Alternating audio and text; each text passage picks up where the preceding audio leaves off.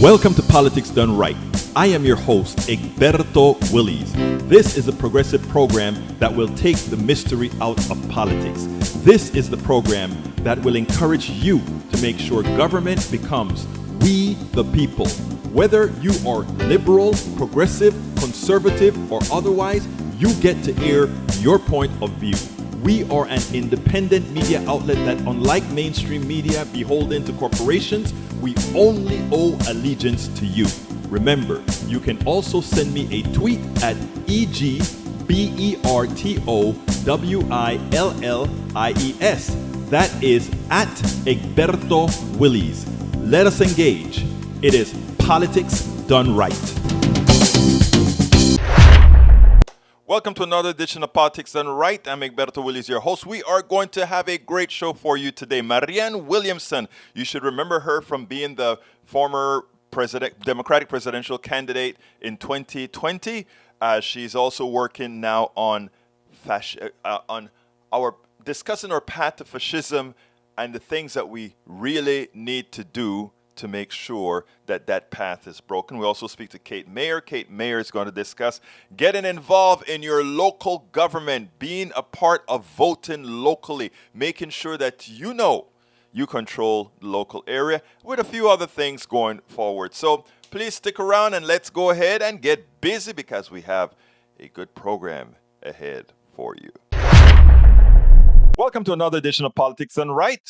We're here with Marianne Williamson. She's an American author, spiritual leader, and political activist. She has written 14 books, including 4 New York Times bestsellers. She's founder of Project Angel Food, a volunteer food delivery program that serves homebound people with HIV/AIDS and other life-threatening illnesses. She is also the co-founder of the Peace Alliance, a nonprofit education and advocacy organization supporting peace-building projects. She has frequently appeared on the Oprah Winfrey Show, and as we all remember, she was one of the memorable candidates for the presidency of the United States in 2020. Welcome to Politics Done Right, Marianne Williamson. How are you doing today?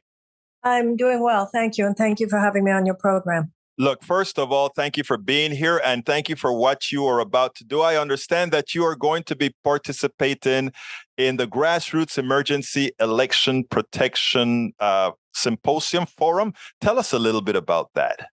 Well, this is Harvey Wasserman's program about election protection. I've known Harvey for quite a few years. He does great work. And so that day at the Great Minds event, I assume you have the information there about when it will be. Do you need me to look that up? Yes, I've got it. It'll be posted in the blog. It's the 25th of September. Well, he will be talking about the effort to protect the election, both in 2022 and, of course, in 2024. And I will be talking about my general sense of where America is now, and for that matter, why we even have problems with election protection to begin with. Now, one of the places I want to start with is because what do you see as the genesis of the problem in America? Why are we having these issues today? Well, there are many angles on which we can discuss that, but I think 2 are most important. One does go back to the beginning, of course. There is a flaw that was built into the system. In 1776, when the Declaration of Independence was signed, it was signed by 56 men who did risk their lives to sign a document, which, if the war had gone differently and if the British had won, these men would have been executed as traitors. And by signing their names, they were imbuing in our mission statement and our Declaration of Independence, the very enlightened ideals, particularly enlightened for that time, although to be honest, they're very enlightened for this time as well, that all men are created equal and that all men are given inalienable rights of life and liberty and the pursuit of happiness. The problem, of course, the inherent flaw, the fundamental dichotomy is that 41 of those 56 signers were themselves slave owners. So from the very beginning, there has been this bipolarity to the American consciousness. From the very beginning, there has been this inherent struggle between the enlightened principles on which we purport to stand and the fact that there have been forces from the very beginning for whom the exaltation of property rights and their own economic interests ran counter to the actualization of those ideals. So the struggle has always been and continues to be within every generation between those who are willing to struggle and sacrifice in order to attain those ideals and those who are willing to perpetrate even heinous forms of violence in order to make sure that those ideals are not embodied.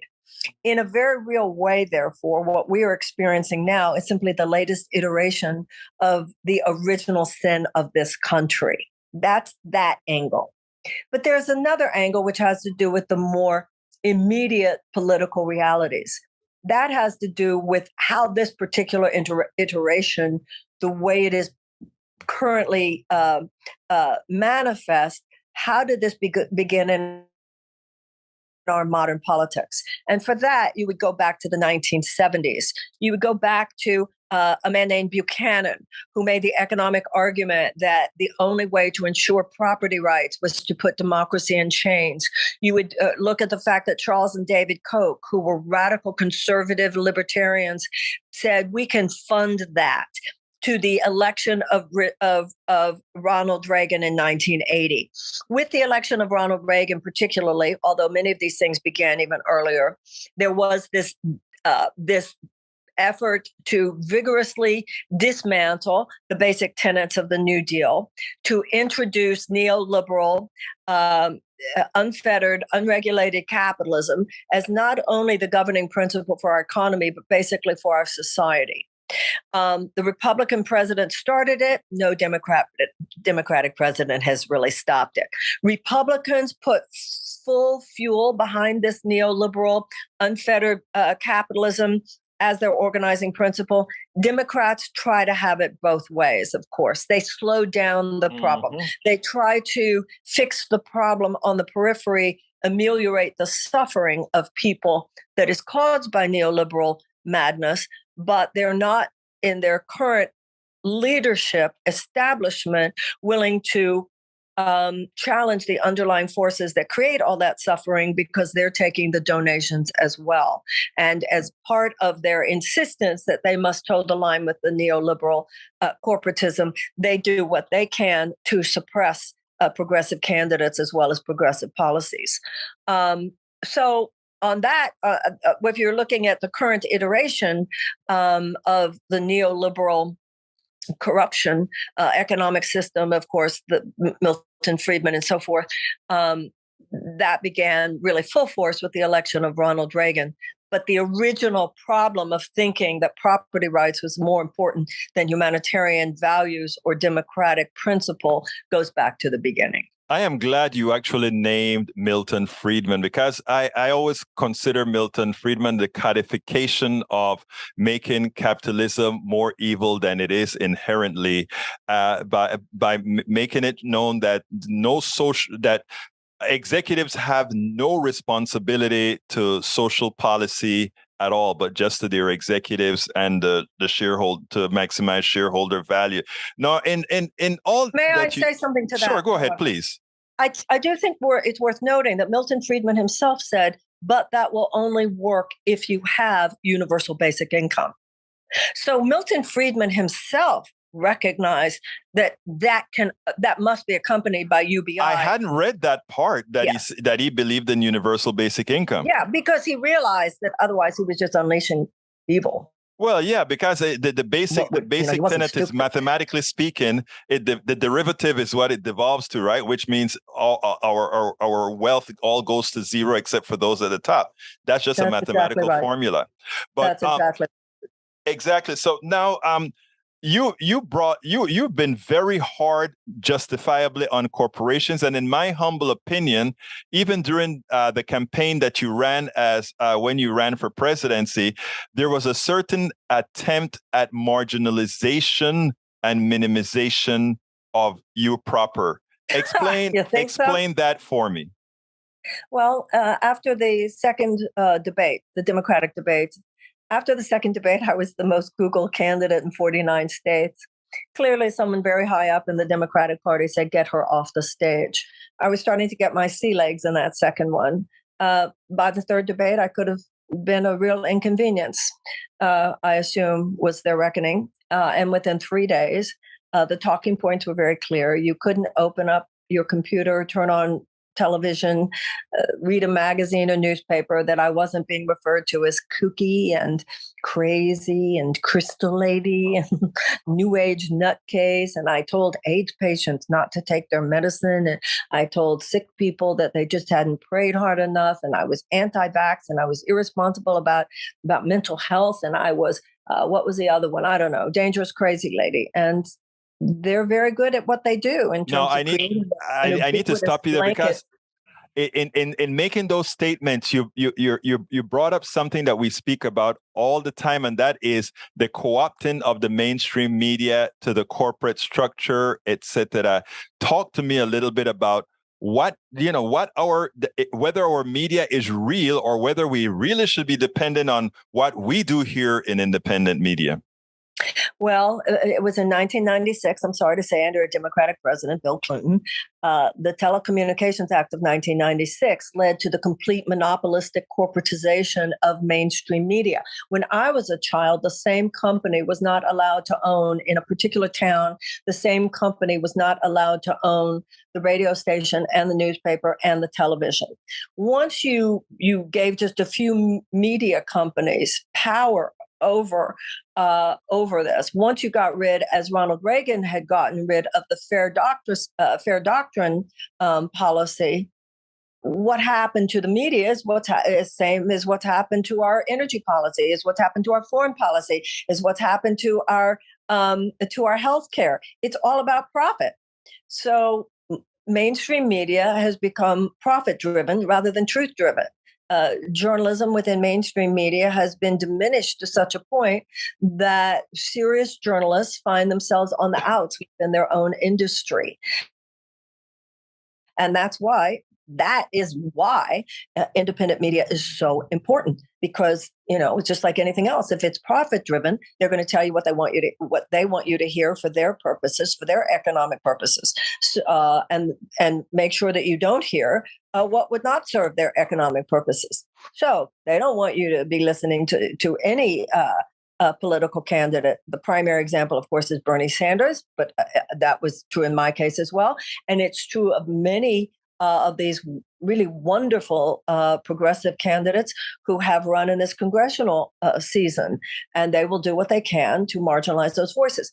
What this partnership of corporate America and the U.S. government represents, or our political system anyway, what it represents is they have a very specific agenda, and they have also a very specific group of people that they see as capable of carrying out and perpetuating their agenda. And if anyone else comes in with, I don't know, democracy, voices that might not align with theirs, they have their ways of making sure that nobody will listen to you, to numb your voice. And they did a good job of it. They got you out of there. They put the stops on rather quickly. I remember it was a quick exit, if you will, with the marginalization and although. Yes. No, I'm sorry. I'd like to point out that a lot of people, particularly on the left, who would like to think that they're not so easily propagandized, sure went for it when it came to me. Oh, I don't. Let me tell you something, Marianne. I don't doubt that at all. There's something important that we have to understand. Some people tend to believe that the left is much different than the right, but the truth of the matter is, we have the same level of intellect and many other things across the country. It just happens to be that the left happens to have the policies that are correct in general. But as far as and being indoctrinated on the left side happens to turn out to be the right thing. But that left person could just as well have been indoctrinated on the right side and turn out to have done the wrong thing. So, I mean, there are a lot of issues in that regards. Now, that said, how are we going forward? Because you stated, the last statement that you make, I think, is probative. Yes, the left can be just as gullible as the right. My question to you then is, how are we going to solve this problem? This election of 2022 should be the way I see it, should have been really a landslide for progressives, for Democrats.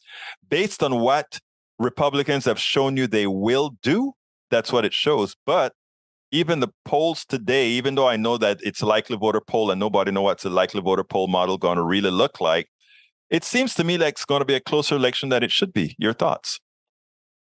Well, the problem is not how many people are going to vote for the Republicans. The bigger problem is how many people might stay home. Mm-hmm. And many people who stood in line for 7 or 8 hours to vote for Joe Biden, knowing how dangerous Donald Trump was and really believing in the promises of Joe Biden, may or may not feel as enthusiastic and as willing to stand in line for 7 hours on this coming midterm election, November 8th.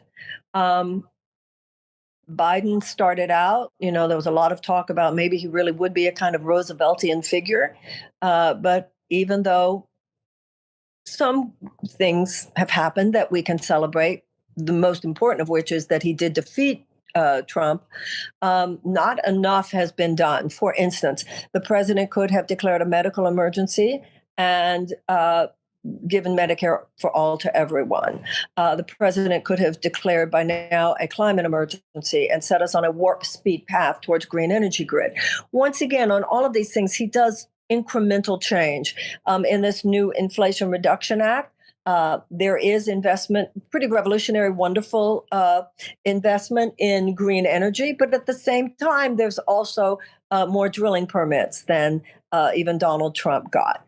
There is the $10,000 student eradication of the college loan debt, but he could have just done the whole thing. So why is it going to be close? It's going to be close because not enough people feel like it really matters to me to get him back and get the Democrats in there.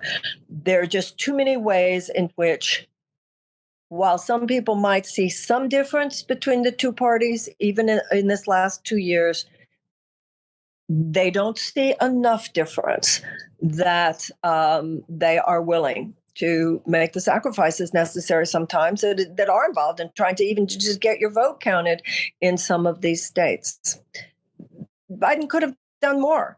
Biden could be doing so much more on people's health. He could be doing so much more for Flint. He could be doing so much more for Jackson, Mississippi. He could be doing so much more for Merrimack, New Hampshire. He could be doing so much more for whether it has to do with clean food, clean health, clean regenerative agriculture, people getting education, which he should make a statement that we are going to have universal health care in this country no differently than they have in every other advanced democracy. Hell, they have it in Russia. They have it in China. They have it in Cuba.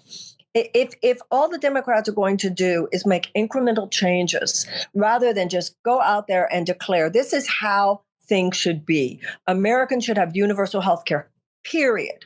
Americans should be able to go to free college or tech schools as high as they can go if they, in fact, work hard enough to make it, like in every other advanced country, period. There are so many ways in which Democrats continue to show up with incremental changes, and too many people don't even have a historic memory, an institutional memory of a time when the Democratic Party was unabashedly, unequivocally in favor of the working person of the United States. Even recently with the railroad unions and they're wanting to strike. The White House is bragging that they, Marty Walsh went in there and they forged a compromise. Well, if you ask the average railroad worker, they don't see it as a compromise. They still don't have the sick days. It's just outrageous to think that companies that are making billions of dollars will not even give a sick day to its workers.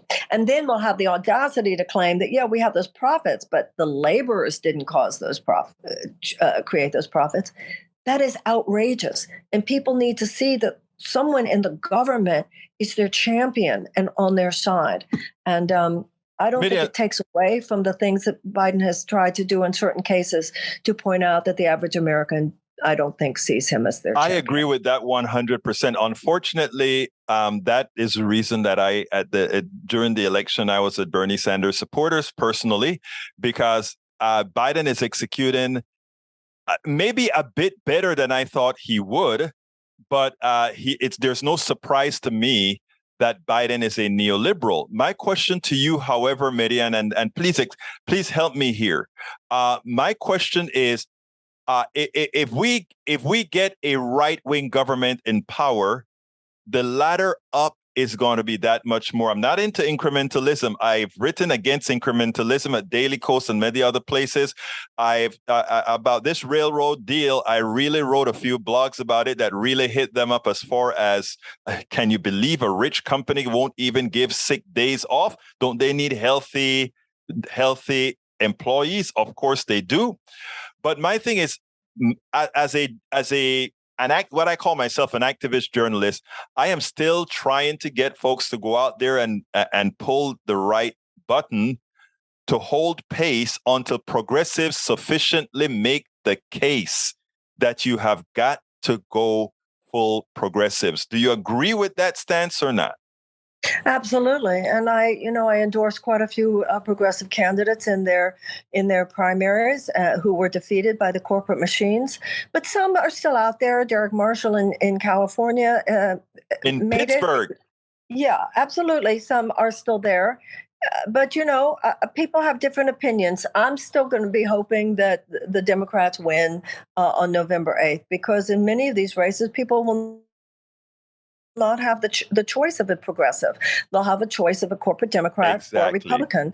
And this is where not everyone agrees with me, but I still prefer a Congress made up of Democrats than Republicans. That's how I come down on it. But I know Marianne, many people don't agree with me on that. Let me tell you, that is the progressive answer, and many folks who are saying let it fall and burn. That is the answer of privilege, because there are some who simply cannot afford to let it burn. I really agree with that. And thank you for saying it, because this anti-electoralism thing, this shaming of people who say we have to vote for the Democrats anyway, I really think you're right. I couldn't agree with you more. So that is where we go. But Marianne, first of all, I want to remind folks, and it'll be in the blog, that Marianne will be speaking on the 25th of September with the name of the organization that she'll be speaking at is a Grassroots Emergency Election Protection, and all the information will be followed on the screen and inside of the blog post for this. Marianne, before I go, I always ask one last question, and that is, please tell me something that you would have wished that I'd asked you, but I just didn't get around to asking that particular question. You're really good at what you do. So there's actually nothing on a political level that I would say that about. If you don't mind, I'd like to give you a little more information about other places where I will be this week in Los Angeles. May I do that? Absolutely. I will be at Bernie's Coffee Shop on the 24th, and I will also be at a place, and I will also be at a place called Little Secret LA on the 23rd. And people can go to my events page at marianne.com to find out all that information. Well, I'll make sure to add that into the blog as well, Marianne. And look, thank you so kindly for having been on Politics Done Right. And again, don't let 2020 stop you from 2024. Okay. Thank you for saying that. My ears are open, and I'll put your saying that on that side of the ledger. Thank you. Absolutely. So thank you so kindly for having been on Politics Done Right. God bless you, sir. Thank you. Mike Pence, former chief of staff, appeared on This Week, also with Heidi Heitkamp, former Senator Heidi Heitkamp. And at the end of near the end, one of the discussion that they had was about Donald Trump and the policies Donald Trump stood for. And about Ryan, who's running in Ohio, a senator running away from Biden. And what Short said was, hey, guess what? If you take a look at Ryan's page, it has some of the same policies that Trump said he stands for. And then you sit down there and wonder, wait a minute, are you actually saying that Ryan is trying to become Trump? No. That's not what happened at all. And Heidi Heitkamp really called him out on the reality. I want you to listen to this, and then we'll take it on the other side, because I like that Heidi Heitkamp always is quick on her feet. Check this out. Ryan's a great example, John, because the reality is he actually said, I'm not going to campaign with Joe Biden in Ohio. If you look at his website, he's embraced many of the Trump policies. He's basically complimented Trump on his policies toward China. So many people actually like the Trump policies. The reservation is on the personality side. So if I could just say, a lot of those Trump policies are classic Democratic policies. You know, you've been free trade. Guess Trump wasn't free trade. You've been, let's open up the door to China, A.K. Nixon. The Democrats have cautioned about. So that is the case. A lot of the policies that you hear Ryan, touting, it's not that he's trying to run away from Democratic policies at all. They've always been Democratic policies. Back then, in 2016, when I told folks at Daily Kos that there's a good chance that Trump will win, because what Trump was doing is a classic Clinton feature. It's called triangulation. So he was making himself to be that populist who supported the policy that most Americans like, which are progressive policies. The reality is, when he got into office, that's not what he did. He just talked that way.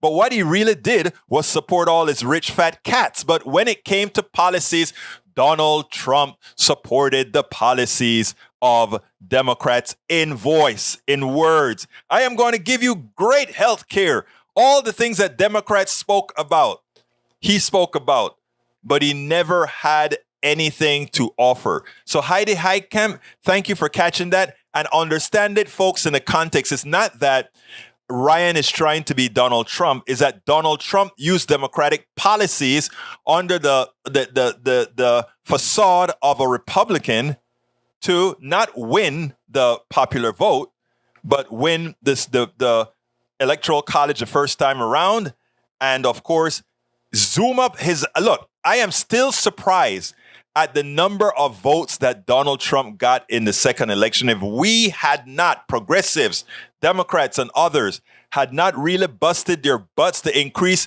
their take of the population, Donald Trump would have actually won a popular vote if we had received Hillary Clinton type numbers. So kudos Heidi Heitkamp, but nope. Ryan is not doing anything undemocratic. He's still a neoliberal, but he's not doing anything undemocratic. One of the better politicians out there is Bill Clinton. Bill Clinton is a guy who should never have won the presidency, given all the problems he had getting up to the presidency. But he's a great politician. And I want you to listen to him, because he sees something that many of us are talking about. Some people, while we were talking about this 3-4 months ago, they laughed. I mean, 3 to 4 months ago, I've said, we are going to hold the House. We are going to gain in the Senate, and we may even gain in the House. It's for Democrats to lose. I've been saying that before these numbers turned around, because it is just a matter of policy and messaging. And when people are hurting, if you can win the policy messaging a messaging game, you can actually win the vote. And you make again what occurred in Clinton's years and Bush years, where the off election was won by the same party. I want you to check this out. We'll take it on the other side. Could Biden break the historical pattern of midterms going badly? Absolutely. But we could hold both of these houses. But we have to say the right things. And we have to note the Republicans always close well. Why? Because they find some new way to scare the living daylights out of swing voters about something. That's what they did in 2021, where they made critical race theory sound worse than smallpox. And it wasn't being taught in any public schools in America. But they didn't care. They just scare people. And at the end, the break point in American politics is not much different than it was in the 90s. That is, you still have to get those people. It's just that there's so many fewer, because as the parties have gone more ideological and clear and somehow psychically intolerant, they pull more and more of people toward the extremes. But there's still some people hanging on there who are really trying to think and trying to understand what's going on. So I think that's very important. The way Tony Blair puts it is, you and he understood that you had to appeal to peoples on cultural issues to reassure them that you weren't a crazy-eyed radical. And then they would be open to listening to your economic policies, which were going to help them. But if they thought you were somehow alien. They were just not going to be listened. That's right. And it applies to other things. When we succeeded in breaking the filibuster and getting the assault weapons ban passed, I said, look, I grew up in a hunting culture. You know, I had a 22 when I was 10 years old, a 410 shotgun, a tiny one when I was 14. I don't want to do anything to interfere with your right to hunt, sports shoot, or protect yourself, especially if you live in a rural area where the police response time might be pretty extended. If I keep that commitment, wouldn't you like to help a lot of these kids that are being shot down and bribed by shootings live? We need your help here. That's what I did. I didn't call them killers. I didn't, talk about the NRA. I talked about people. There aren't so many of them, but you just need a few to flip from one side to the other, and you've got a healthy governing majority. It is hard, and it's much harder now than when I did it, and it was hard then. But what Biden reasoned was, I just have to keep at it, and I'll either get something done or I won't, but I can't win a word war with these guys. I've got to win based on things that will help people. And now you see he's getting a little more robust in his rhetoric, but it's because he's got a platform to stand on that will help other people's lives. Politics is about other people. And the problem with the culture war is that it always tries to turn it back to the politicians. What's wrong with them? And this is what the press has to guard against, because if you have to worry about daily ratings, the drama of two people duking it out is far more effective. But it always, in the end, winds up helping the right, because it's harder to build a barn than it is to kick one down. And then when you build it, you got to explain what you built and why it's a good thing to put your animals in your barn. It's harder, but it's really worth doing. Absolutely. So it's easier to tear something down than it is to build it. So Bill Clinton is absolutely right, but he's also right that it's about messaging. He's also absolutely right that Republicans know how to close. And that's because closing for them is very, very easy. Lie through your teeth. They lie continuously anyway, but they will continue to lie through their teeth and then scare the holy crap out of everybody to make it an existential problem, an existential problem if they vote for Democrats. But what Democrats have to do is the opposite. They need to prove that voting for a Republican leader creates an existential problem, not only to humanity, not only to America, but to humanity proper. And I'm not saying that, I'm not kidding or being exploitative or when I say this. They are a clear and present danger. This is not hypotheses. The things that they support causes harm. The things that they support cause harm. So let's be clear here. Bill Clinton is absolutely right. The House and the Senate is there for Democrats to hold on to. It is there for them to hold on to. It is there for them to gain seats. But they're going to have to forget about playing these funny games of trying to triangulate. They just need to go at it. This is what we are going to do for you. This is what they are doing against you.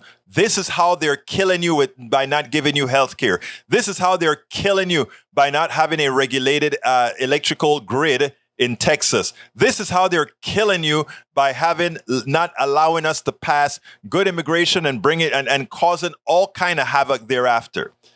The immigration problem is their problem. The problems with healthcare, it's their problem. We have the solutions. They have a minority that's able to block, give us a larger majority to move. And then when we get that larger majority, we will have to put the fire under the neoliberals to get the policies Americans say they want. But we are ready for the neoliberals. We are ready for the neoliberals if they don't fall in line and do the things necessary to move the middle class and poor Americans forward. Good evening. First of all, thank you, Ron, for giving me the opportunity to talk a bit about my book with your audience, discussing how to talk to your right side. Now, how to talk to the right side. Now, first of all, let me tell you a little bit about myself. I'm from Central America. I'm a Latino, I'm a Caribbean, I'm Black. And I always call it the three strikes when it comes to homophobia and sexism. I suffered from those decades ago. And one of the things that I did is I taught myself with the help of a whole lot of women and the help from a whole lot of gay folk how to extricate those sins out of me, if you will. And when I say extricate, that's what I'm talking about. At first, it's mental only. And then it becomes both mental and carnal, such that it becomes your being not to have those prejudices, etc. Why did I start there? I started there because I wanted folks to know that I think for us to be able to be empathetic to others and understand others, we have to be able to be honest within ourselves and realize that within our own selves, we have deficiencies that themselves must be mitigated. And I think it's a journey. For the major flaws that I think I've worked them through. And if someone finds other flaws, I've always been willing to work those through. Now, that is the humility, in my humble opinion, with which we need to address our brothers and sisters on the right. And I know it is very difficult listening to somebody who is really screaming nonsense, who really seems to be the most racist, the most homophobic, all the isms that there are. And many of us have associated that with many of the people on the right, or right brothers and sisters. But let me digress a bit. Because while many of our brothers and sisters on the right have no problem articulating that, yes, in fact, that's how they are, many of us on the left, or many of us in the middle, or otherwise, we are just the same.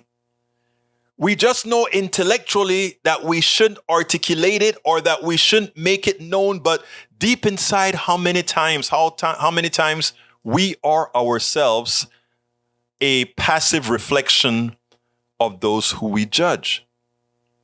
That said, I think that is what gives myself and many others the humility to say we have to work together to address the right, to bring the right into the fold, to bring some sort of a togetherness. And that's the reason I wrote this book here. That's the real reason I wrote the book.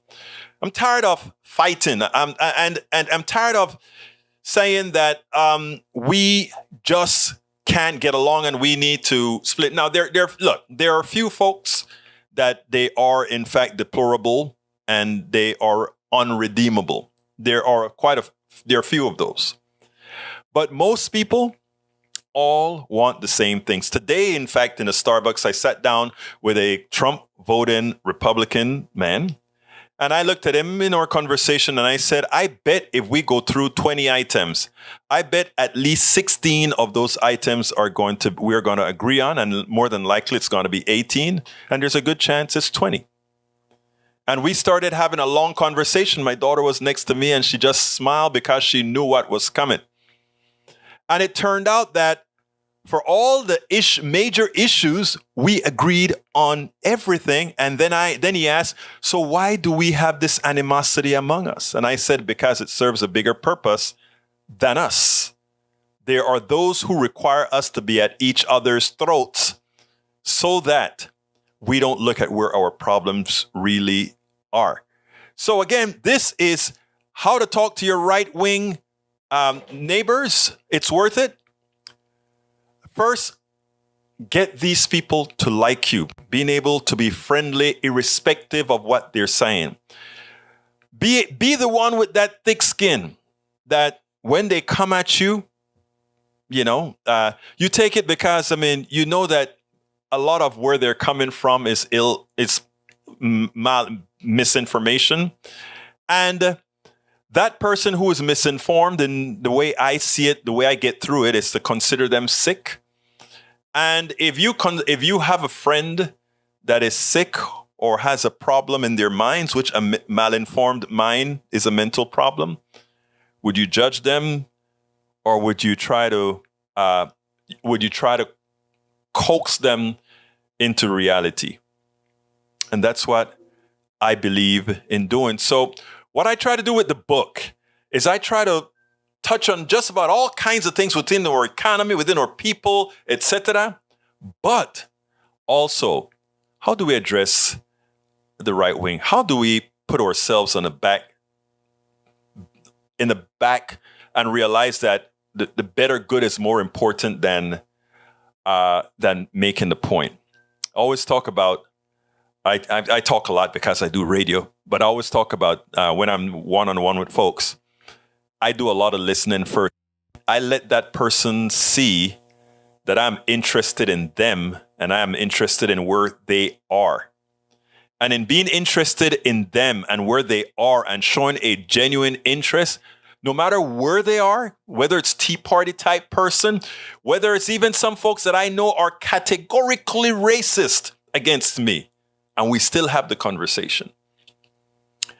And when they see that you are actually giving them that time, that respect, it turns out that they many times return that favor. Not all the times.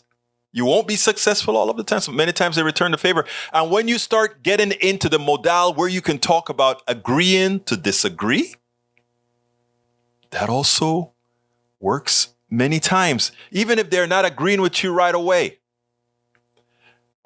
they are giving you the option and they want to find you. I used to stay at Starbucks and, here in Kingwood, Texas, where just about everybody's on the right. And what happens then is the people, they continue to come. If they see my car out there, they want to talk because the respect is there. We build a rapport. We make them like us. They see we're not the caricature that they get on Fox News or otherwise. And that opens the door for discussion, for talking.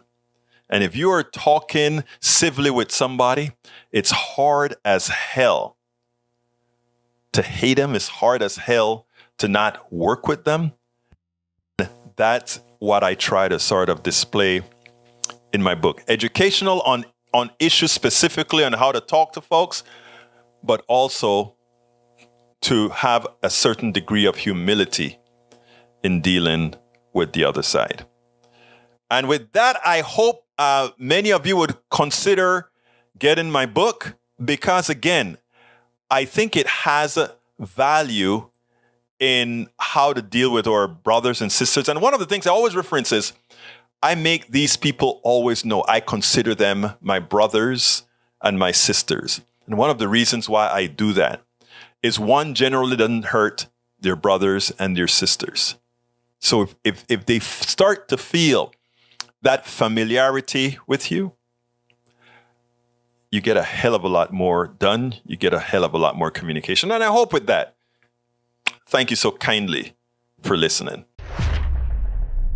Politics Done Right depends on you to keep doing what we do. What do? We make sure to keep, number one, the internet seeded with blogs and information to counter the right and to present what progressives represent for the benefit of us all to everybody so that it's not misread, misled by any other entity. We make sure and populate that internet with blogs, with videos, with all these other things to make sure that we are informed and to counter everything that you normally hear that are lying at the right.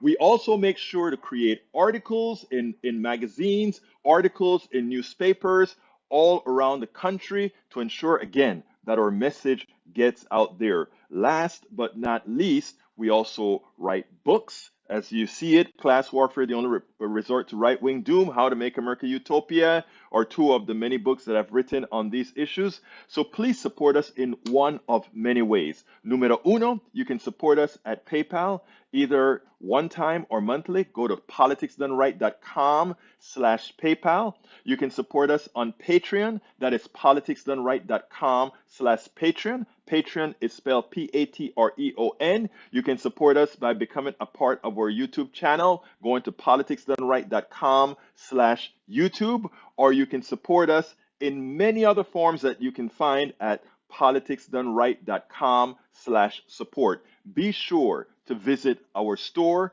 politicsdoneright.com/store, and get our books at politicsdoneright.com/books. This actually was pretty surprising to me.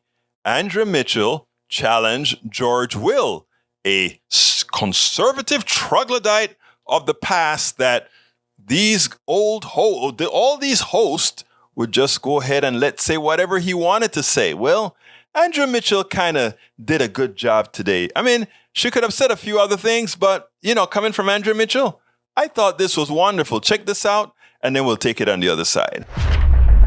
Can I say something about the president and his cars? Yeah, please do. There were 8 million cars in this country in 1920. There were 20 million in 1930. Explode across the land. They all found gasoline. How'd they do that?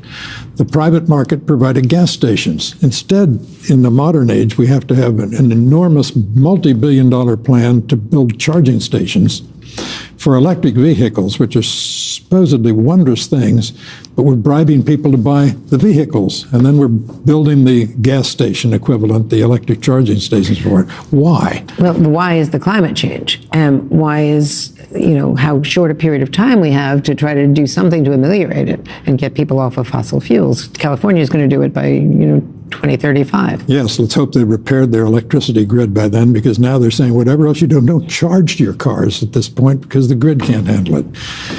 If you have confidence in the government's ability to plan all this, you've been in Washington long enough to know better. Now, it drives me crazy. First of all, she answered the question quite right. It's the climate, doofus. It's the climate.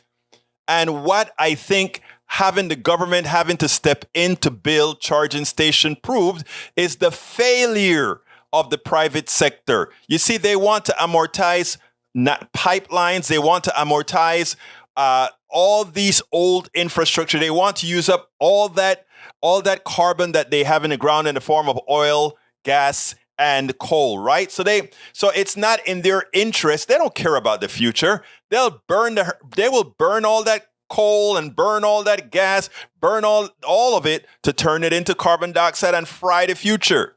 It's not about the future for the private sector. It's about the next quarter. And if you're looking at the next quarter, you cannot expect these guys to do what's right, because what they do is to maximize the amount of bonuses they make for themselves as they screw everybody else. Folks, this is not rocket science. This is the reason you have to have good government. Good government that listen to science and follow the path. I mean, again, this is the reason that we are not electric or already on carbon neutral fuels is simply a failure of the private sector. And remember, we may not even need to call it a failure. We could probably call it a feature of the private sector. In other words, they will pollute, destroy the environment, and make a profit in doing so. And in order for us to live, the environment has to be cleaned up. We have to remove the carbon out of the air. We have to do all these things. They'll charge you again to clean up the mess that they've made. So it's the kind of economy that we have that has no soul, that has no morals, that cares nothing about anything other than a few making a few dollars. So, folks, the troglodyte, when he says, well, do you trust the government for doing anything? Well, of course, if you put lousy people into government vis-a-vis Republicans and neoliberal Democrats, that's what you get, lousy government.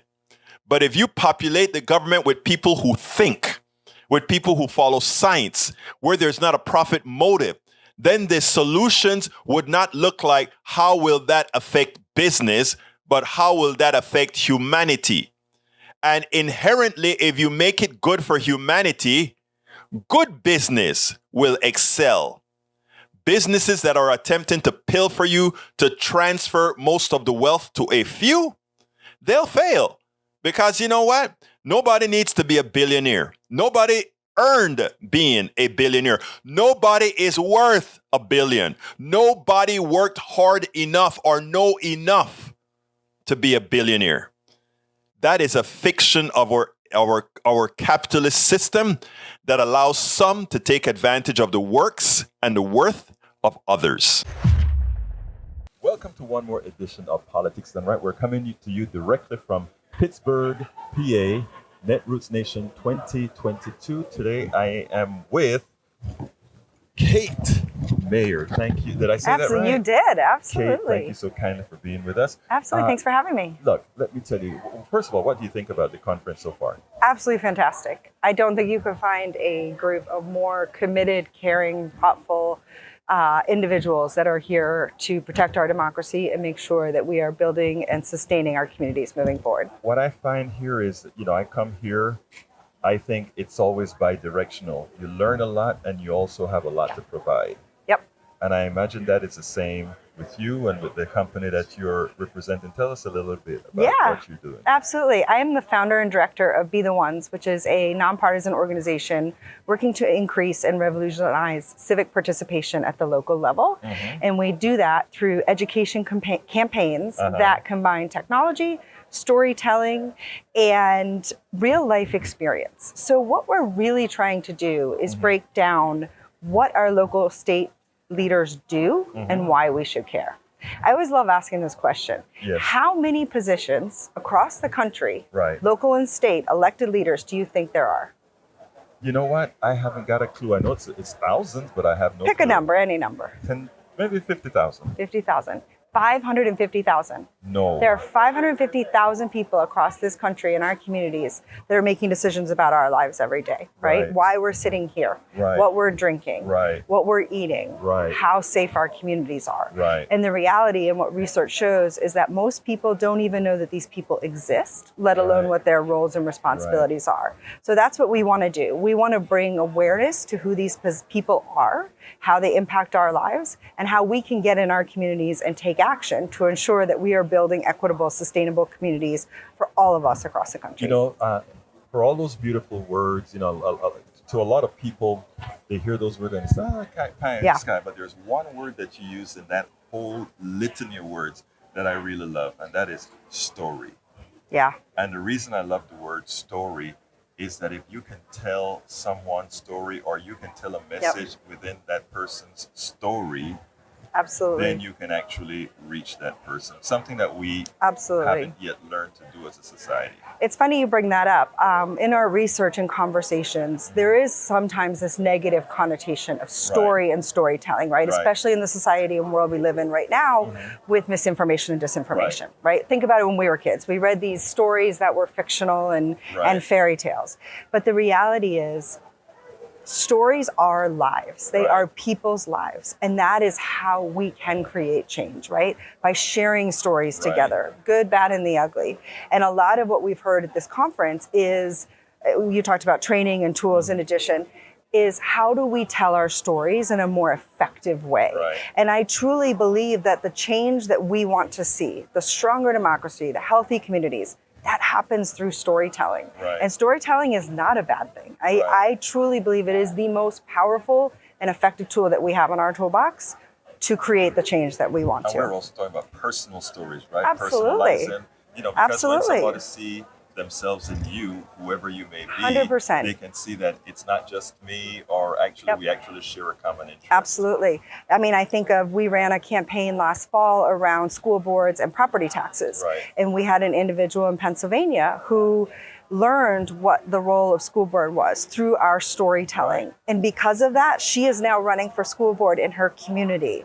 I think about a gentleman I met with yesterday here at the conference who is a returning citizen and very openly shared his story of what that was like to come back after being incarcerated for 20 years. And, how what he was told was he needed to take an 8-week course on how to write a resume. And that's not what he needed when he returned, right? He needed life skills and figuring out how to get back into the community. And being able to share these stories with one another is how we not only connect, but it's how we move forward. It's how we create, because we all have a story, right? We all have these stories that we have molded us and can be used to relate to one another. Well, Cate, all of this is great. All these words thank are you. great, Thanks. right? Now, how do we instantiate that? How do we Yeah. make it happen? Yeah. Well, it goes back to what we were just saying. It's having conversations. I think, so much has happened in these last 2 years, but one of the things that I see most is this lack of conversation, this lack of talking to each other, of being open. And so I think it starts with starting to talk with one another. And how does your platform bring us into talking to Great each other? question. To be able to have that conversation, you need to have the information, right? And so that's what we're building. We are building this platform, this online database that is accessible, easy to understand, digestible content that you can become educated and understand what you need to know to have these informed conversations. Now, I find that in our society today, one of the big problems that we have, Lindsay, one of the big problems that we have has to do with the way that people get their information. Absolutely. Now, my question to you is that, yes, you're going to have a platform, but is this platform going to be done in such a manner that it is accessible to everybody? Because the people that really need some help right now are the people that are least have things like computer systems and Wi-Fi and all of that. 100%. How are you going to bridge that gap? Yeah, so let me start by saying that as much as we do, we will never be fully accessible to every single person, and we recognize that. So an important step for us to take to get as close as we can is to bring people on our team and work alongside of us that have those lived and learned experiences, right? From a disability standpoint and also from a language standpoint. So one thing that we are moving forward this fall is to provide all of our resources and information in English and Spanish. Our goal is to be able to increase to as many languages as we possibly can with funding and resources next year. Funding and resources. I'll give you the website in a second. Yes. And then, as you said, with accessibility too, we are a digital first model, but we recognize that 46% of this country doesn't have access to broadband Wi-Fi. 46, as it relates in their homes, right? And so we know that digital can be our tool, but we also have to get on the ground and into communities that don't have access, right? And so how we do that is we partner with community organizations across the country to provide them the resources and materials to then go into their communities and give it to them. In terms of other ways that we are accessible, we are, really working towards including our information in a very factual, nonpartisan manner. This isn't about candidates. This isn't about who to vote we can for. Get away from that, yes. This is about educating on issues, and the way that we can do that in the most accessible way is to bring people into the conversation, into the table, back to the storytelling, right?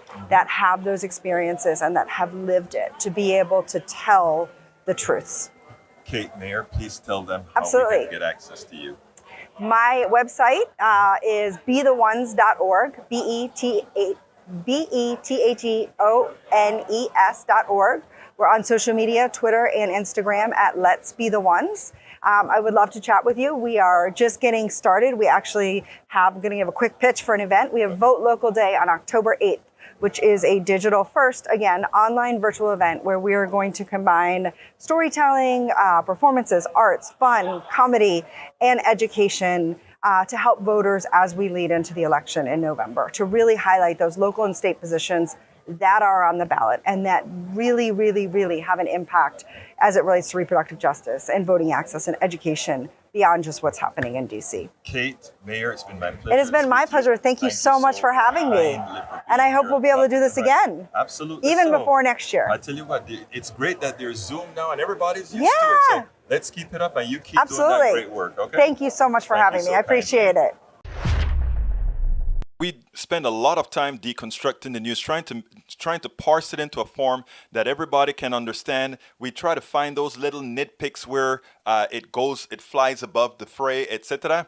If you really like these videos that we do, I want to ask a big favor. Please go ahead. Number 1, subscribe to our channel. And number 2, please join if you can. Thank you so kindly for watching. Keep watching. Please remember to share. We must populate the entire internet with our progressive message, a message that we know is what most Americans say that they want. So help us, please join.